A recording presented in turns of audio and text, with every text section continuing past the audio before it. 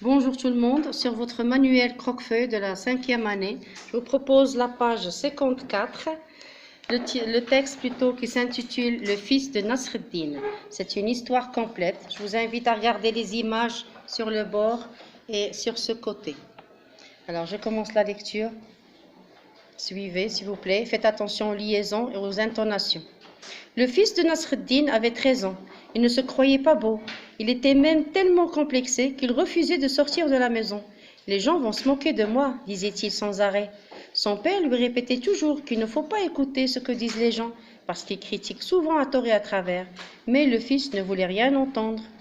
Nasreddin dit alors à son fils, « Demain, tu viendras avec moi au marché. » Fort tôt le matin, ils quittèrent la maison. Nasreddin Hodja s'installa sur le dos de l'âne et son fils marcha à côté de lui.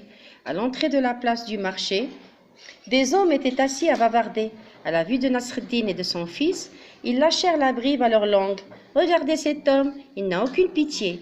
Il est bien reposé sur le dos de son âne et il laisse son pauvre fils marcher à pied. Pourtant, il a déjà bien profité de la vie. Il pourrait laisser la place aux plus jeunes. » Nasreddin dit à son fils, « As-tu bien entendu ? Demain, tu viendras avec moi au marché. » Le deuxième jour, Nasreddin et son fils firent le contraire de ce qu'ils avaient fait la veille. Le fils monta sur le dos de l'âne et Nasreddin marcha à côté de lui. À l'entrée de la place, les mêmes hommes étaient là. Ils s'écrièrent à la vue de Nasreddin et de son fils. « Regardez cet enfant, il n'a aucune éducation, aucune politesse. Il est tranquille sur le dos de l'âne, alors que son père, le pauvre vieux, est obligé de marcher à pied. » Nasreddin dit à son fils, « As-tu bien entendu ?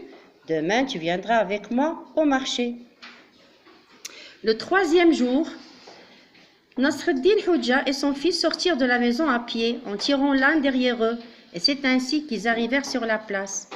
Les hommes se moquèrent d'eux. « Regardez ces deux imbéciles, ils ont un âne et ils n'en profitent même pas.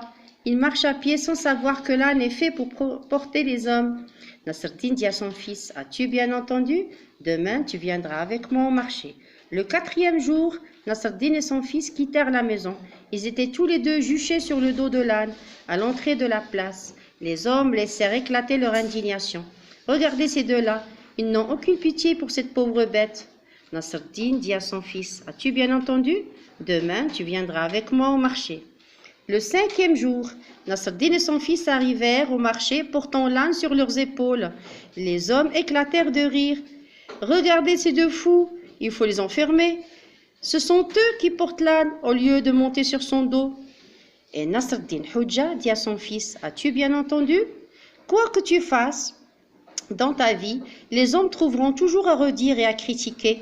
Il ne faut pas écouter ce que disent les gens. » Jihad Darwish, Sagesse et malice de Nasreddin, le fou qui était sage, édition Albin Michel, Jeunesse, 2007.